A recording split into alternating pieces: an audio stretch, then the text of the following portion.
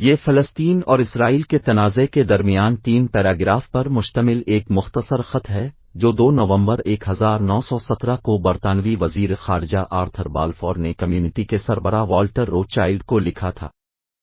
شاید برطانوی حکومت کو یہ بھی معلوم نہیں تھا کہ اس خط میں جو کچھ لکھا گیا ہے اس سے پیدا ہونے والا تنازع اگلے 100 سال تک لڑا جائے گا۔ اسرائیل اور فلسطین میں کون غلط ہے، کون صحیح ہے؟ ان دونوں کے درمیان کیا لڑائی ہے؟ اور اس سب سے زیادہ متنازع موضوعات میں سے ایک میں برطانوی حکومت کا کیا کردار ہے؟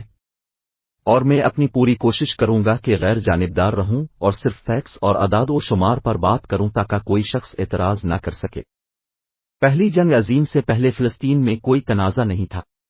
یہاں مسلمانوں کی آبادی زیادہ ہے، لیکن جوس اور عیسائی بھی ان کے ساتھ خوشی سے رہتے تھے۔ اس وقت یہ پورا علاقہ آٹومیشن ایمپائر کے کنٹرول میں تھا۔ اس نقشے پر سلطنت عثمانیہ یورپ سے لے کر افریقہ اور مشرق وسطی تک پھیلی ہوئی تھی، جسے سلطنت عثمانیہ کہا جاتا ہے۔ کچھ عرب رہنما ایسے تھے جو سلطنت عثمانیہ کے قوانین سے بہت تنگ آ چکے تھے۔ وہ اپنے آپ کو یہاں سے آزاد کرنا چاہتا تھا اور اپنے مقصد کو پورا کرنے کے لیے اس نے آٹومیشن ایمپائر کے دشمن انگریزوں سے خفیہ طور پر ملاقات کی۔ انگریزوں نے اس سے وعدہ کیا تھا کہ اگر وہ جنگ میں سلطنت عثمانیہ کے خلاف اس کی مدد کرے گا تو اس کے بدلے میں اسے ایک آزاد ملک دیا جائے گا۔ اسی طرح کا وعدہ انگریزوں نے یورپ میں موجود جوس کے ساتھ کیا تھا۔ جوس شروع سے ہی ایک ایسی کمیونٹی رہی ہے جس کی دنیا میں کوئی مقررہ جگہ نہیں تھی، یعنی ان کا اپنا کوئی ملک نہیں تھا۔ وہ جہاں بھی رہتے تھے انہیں اقلیت کہا جاتا تھا۔ یورپ میں موجود جوس کو پہلے ہی بہت سی مشکلات کا سامنا تھا۔ انہیں نفرت کی نظر سے دیکھا گیا اور کئی مواقع پر قتل کیا گیا۔ لیکن ایسا کیوں تھا؟ اس کے پیچھے ایک مذہبی کشمکش ہے۔ صدیوں تک عیسائیوں کا خیال تھا کہ یہ وہ جوس تھا جو پنیر اس مسیح کی موت کا سبب بنا۔ صرف اسی وجہ سے یورپ میں عیسائی جوس برداشت نہیں کرتے تھے۔ دنیا بھر میں پھیلی جوش کمیونٹی کا نیٹ ورک آج مضبوط ہے۔ ویسے یہ پہلے بہت مضبوط تھا۔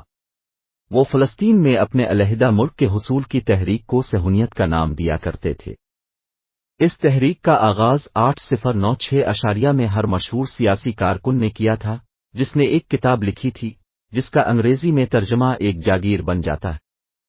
اس میں بھی انہوں نے لکھا کہ اگر یورپ میں موجود جوس آرام کی زندگی گزارنا چاہتے ہیں تو انہیں فلسطین میں اپنا ملک بنانا ہوگا۔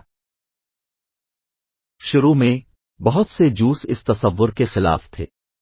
وہ کہا کرتے تھے کہ جوس کے خلاف نفرت کی وجہ سے ہم اپنا ملک کیوں چھوڑیں؟ لیکن یہ تحریک ایک سیاسی شکل اختیار کر گئی۔ دنیا بھر کے رس فلسطین کا سبب بننے لگے۔ ان کی مالی اعانت ان کی اپنی برادری کی روانگی سے ہوتی تھی۔ انہیں وہاں کاروبار اور فیکٹریاں لگانے کے لیے بھی رقم دی گئی تھی۔ برطانوی حکومت نے ان سے یورپی جوس کا وعدہ بھی کیا تھا کہ وہ انہیں فلسطین میں اپنا ملک بنانے کا موقع دیں گے۔ پہلی جنگ عظیم میں 7 ٹیمیں چل رہی تھیں جس میں سلطنت عثمانیہ کو بری طرح شکست کا سامنا کرنا پڑا۔ 2 نومبر 1917 کو برطانوی وزیر خارجہ آرتھر بالفور نے برطانوی جو کمیونٹی کے ہیڈ لائنر والٹر روتشائلڈ کو ایک خط لکھا۔ اس خط میں لکھا تھا کہ برطانوی حکومت نے فیصلہ کیا ہے ایک جوس فلسطین میں آئیں اور اپنا الگ ملک بنائیں۔ روز چائلڈ کو یقین دلایا گیا کہ برطانوی حکومت اس کام کے لیے ان کی مکمل حمایت کرے گی، اور یہ بھی لکھا تھا کہ اس سے یہاں پہلے سے رہنے والے مسلمانوں کو کوئی نقصان نہیں پہنچے گا۔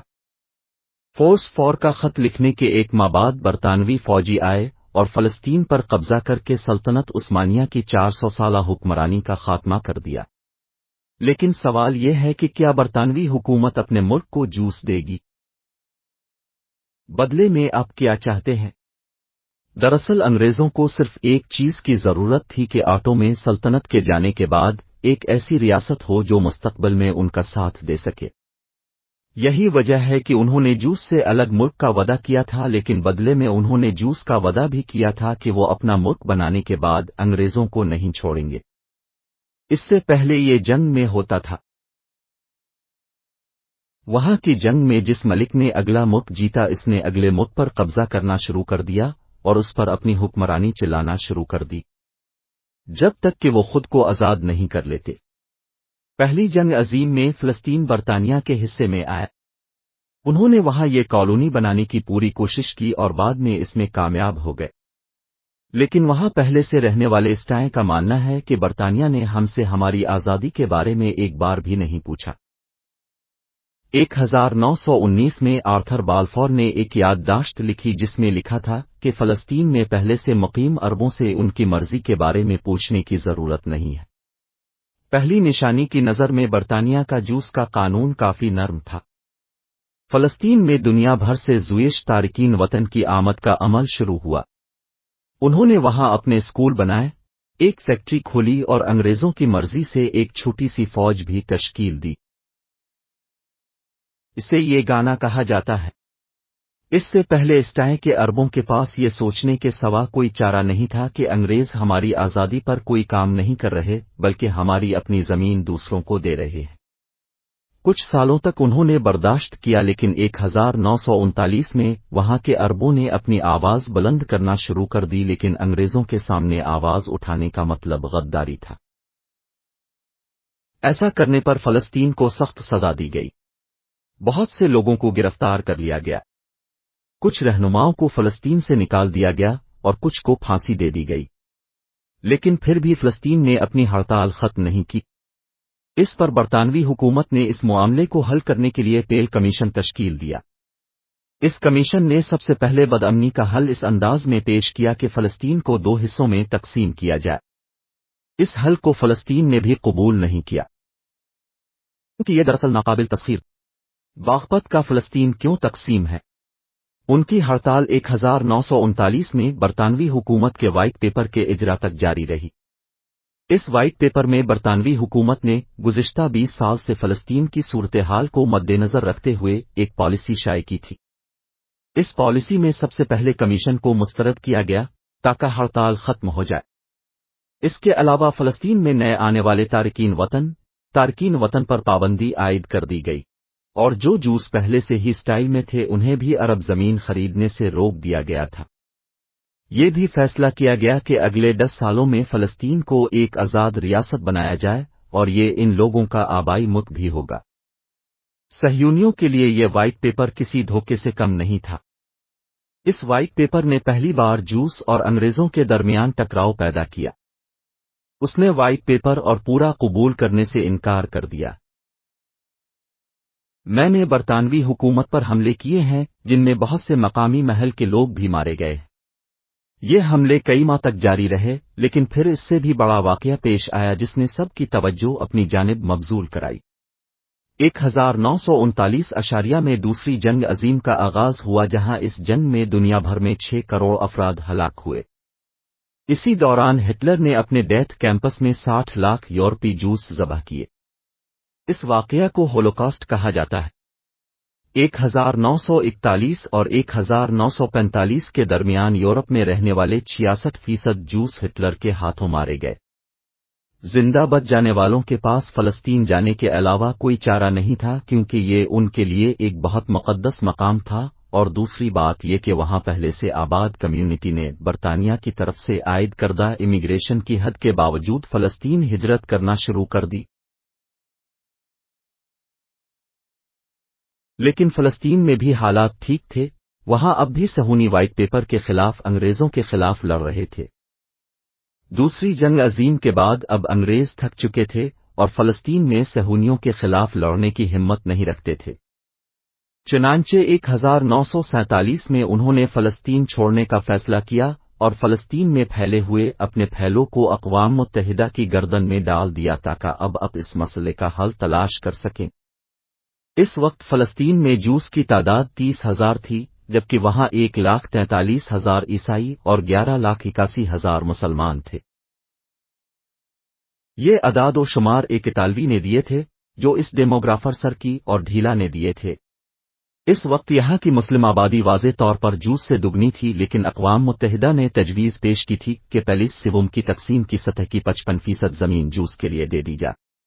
اقوام متحدہ کی جنرل اسمبلی اسمبلی میں اس تجویز کو 72% ووٹ ملے اور اس بات کو حتمی شکل دی گئی کہ فلسطین کا 55% حصہ زمین چھوٹی رس میں جائے گا، جبکہ اقوام متحدہ نے کبھی اس بات کی وضاحت نہیں کی کہ صرف 30% جوس کو 55% زمین کیسے دی گئی۔ اس وقت اقوام متحدہ کی اسمبلی میں بھی بھارت کی جیل تھی اور بھارت نے بھی اس فیصلے کے خلاف ووٹ دیا تھا۔ اس وقت کے وزیر اعظم جواہر لال نہرو نے اقوام متحدہ کے فیصلے کے خلاف کافی آواز اٹھائی تھی۔ انہوں نے کہا تھا کہ اقوام متحدہ میں ہندوستانی سفیر کو صہیونی اس نے ان کے حق میں ووٹ دینے کے لیے رشوت کی پیشکش کی تھی۔ ویسے اقوام متحدہ کی اس قرارداد کو تمام عرب ممالک نے مسترد کر دیا تھا اور اب فلسطین میں صہیونی اور پیلسٹینین آمنے سامنے آ گئے ہیں۔ دونوں فریقوں نے ایک دوسرے پر حملے شروع کر دیے، لیکن اوبسلے جوس کی فوج بہت مضبوط تھی، اس لیے وہ پہلے ان کا مقابلہ نہیں کر سکے۔ 1948 میں ڈیوڈ بن گورین نے باضابطہ طور پر اسرائیل کی ریاست کے قیام کا اعلان کیا۔ وہ اسرائیل کے پہلے وزیر اعظم بنے۔ 1948 میں تمام عرب ممالک نے اسرائیل پر حملہ کرنے کا فیصلہ کیا کیونکہ وہ پہلے ہی اقوام متحدہ میں اس کے خلاف ووٹ دے چکے تھے۔ دوسری بات یہ کہ ان کی نظر میں یہ انگریزوں کا نیا طریقہ ہے۔ یہ ہمارے ملک پر قبضہ کرنے والی پہلی عرب اسرائیل جنگ تھی جس میں 5 ممالک ایک چھوٹے سے اسرائیل پر حملہ کرتے ہیں جسے تعمیر ہوئے صرف چند ماہ ہی ہوئے ہیں، لیکن اسرائیل کو مغربی ممالک کی حمایت حاصل تھی اور حقیقت میں ان کے پاس بہت مضبوط فوج بھی تھی۔ اس طرح اسرائیل نے اکیلے 5 عرب ممالک کو شکست دی۔ جنگ کے خاتمے کے بعد اسرائیل نے ان علاقوں پر قبضہ کر لیا ہے جن کا انتخاب اقوام متحدہ نے فلسطین کے لیے کیا تھا۔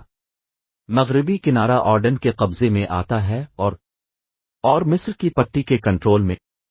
1967 میں ایک اور عرب اسرائیل جنگ ہوئی جس میں اسرائیل نے نہ صرف مغربی کنارے بلکہ غزہ کی پٹی اور مصر کی پوری سائنائی فنانس مفاہمت پر قبضہ کر لیا۔ اس سب کے درمیان فلسطین کے عوام اپنا ملک بنانا چاہتے ہیں۔ اس مقصد کے لیے انہوں نے اپنی ایک تنظیم بنائی ہے جس کا نام PLO یعنی فلسطین لبریشن آرگنائزیشن رکھا گیا ہے۔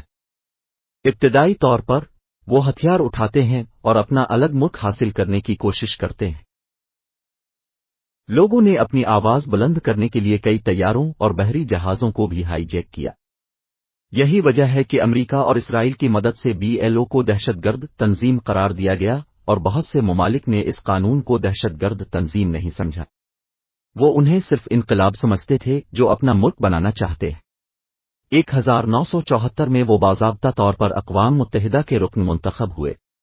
یہ کیا گیا ہے؟ یہ کہے بغیر کہ یہ فلسطینی عوام کے نمائندے ہیں۔ اس کے بعد 1979 میں مصر اور اسرائیل کے درمیان کامیابی کے ساتھ پیس ٹاک قائم ہوا اور مصر اسرائیل کو باضابطہ طور پر تسلیم کرنے والا پہلا عرب ملک بن گیا۔ اس پر اسرائیل نے اپنا جزیرہ نما سائی مصر واپس کر دیا، لیکن 2 سال بعد مصر کے وزیر اعظم کو انتہا پسند گروہوں نے قتل کر دیا۔ انہوں نے اسرائیل کے ساتھ معاہدہ کیسے کیا؟ اتنے طویل عرصے سے مغربی کنارے پر اسرائیلی قبضے کی وجہ سے ان میں سے بہت سے جوس وہاں بھی اپنے گھر بنانے لگتے ہیں، لیکن بین الاقوامی برادری کو اس پر اعتراض ہے کیونکہ یہ دراصل اقوام متحدہ کی تقسیم کے 1947 کے منصوبے کے خلاف فلسطین کے لیے رکھا گیا تھا، لیکن اسرائیل نے وہاں قبضہ کر لیا اور اپنے لوگوں کو پھنسانا شروع کر دیا۔ 1992 میں اسرائیل اور PLO کے پاس ایک بار پھر سٹاک موجود ہے۔ PLO کے رہنما یاسر عرفات بھی اسرائیل کو تسلیم کرتے ہیں اور اسرائیلی وزیر اعظم ایتچک رابین بھی PLO کو تسلیم کرتے ہیں اور ثابت کرتے ہیں کہ PLO دہشت گرد تنظیم نہیں ہے۔ اس دوران پیلا رنگ بھی یہ تقسیم بن جاتا ہے۔